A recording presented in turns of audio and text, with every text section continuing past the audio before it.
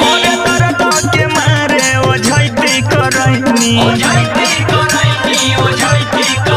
होरे दर्द के मारे ओझैती करैनी ओझा जी से न